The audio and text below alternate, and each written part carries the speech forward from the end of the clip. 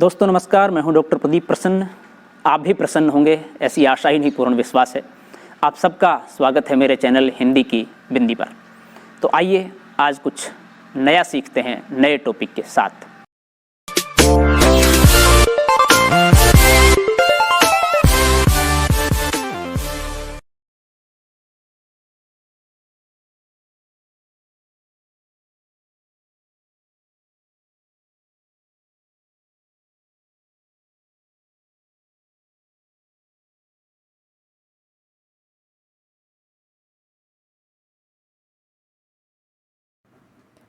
विद्यार्थियों, आज की वीडियो हम बना रहे हैं कक्षा 10 की हिंदी की पाठ्यपुस्तक क्षितिज भाग 2 के काव्य खंड के पाठ 2 तुलसीदास, जो कि पाठ है राम लक्ष्मण परशुराम संवाद, तुलसीदास द्वारा लिखित है। ये रामचरितमानस पर आधारित है। इस पाठ के जो प्रश्न हैं उनके उत्तरों को लेकर के हम वीडियो बना रहे हैं, अर्थात पाठ आधारित प्रश्नों के उत्तर की वीडियो। ये वीडियो जो बनेगी इसमें पाठ आधारित है। इसके अलावा एक वीडियो हम ऐसी बनाएंगे जो पाठ से अलग तरह के जो प्रश्न बनते हैं, जो पाठ में नहीं दे रखे हैं, उन प्रश्नों को भी कैसे हल किया जाए, उनके उत्तर की बात करेंगे हम।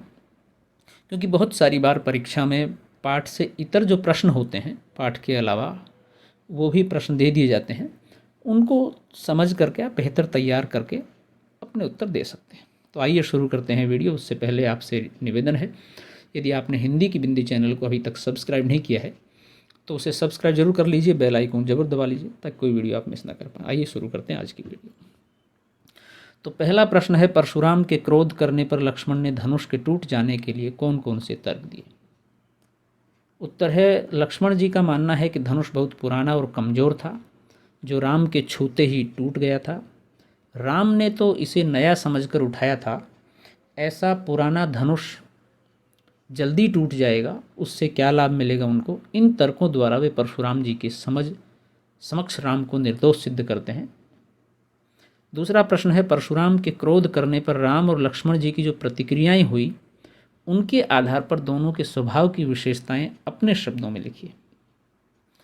उत्तर है, परशुराम के क्रोध करने पर राम ने अत्यंत विनम्र शब्दों में धनुष तोड़ने वाला आपका कोई दास ही होगा, यह कहकर परशुराम का क्रोध शांत करने एवं उन्हें सच्चाई से अवगत कराने का प्रयास किया।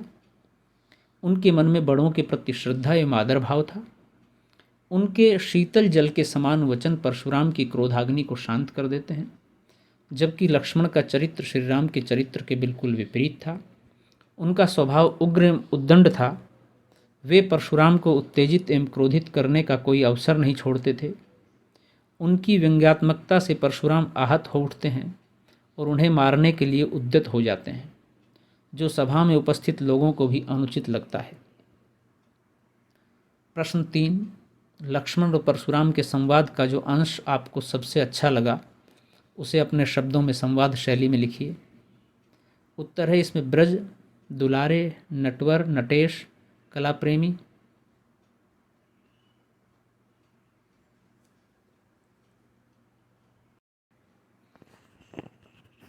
तीसरे प्रश्न का उत्तर है, लक्ष्मण मुस्कुराते हुए व्यंग्यपूर्वक उनसे कहते हैं कि हमें तो सारे धनुष एक जैसे ही दिखाई देते हैं, किसी में कोई फर्क नज़र नहीं आता। फिर इस पुराने धनुष के टूट जाने पर ऐसी क्या आफत आ गई है जो आप इतना क्रोधित हो उठते हैं?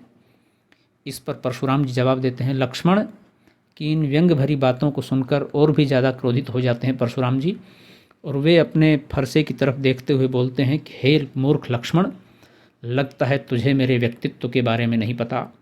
मैं अभी तक बालक समझकर तुझे क्षमा कर रहा था, परंतु तू मुझे एक साधारण मुनि समझ बैठा है। मैं बचपन से ही ब्रह्मचारी हूँ। सारा संसार मेरे क्रोध को अच्छी तरह पहचानता है। मैं क्षत्रियों का सबसे बड़ा शत्रु हूँ।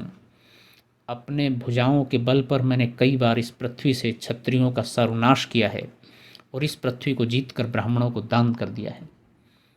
लक्ष्मण कहते हैं कि परशुराम से कि हे मुनिश्रेष्ठ, आप तो महान योद्धा हैं, जो बार बार अपने कुल्हाड़े को दिखाकर फेंक मारकर पहाड़ उड़ा देना चाहते हो, फूंक मारकर।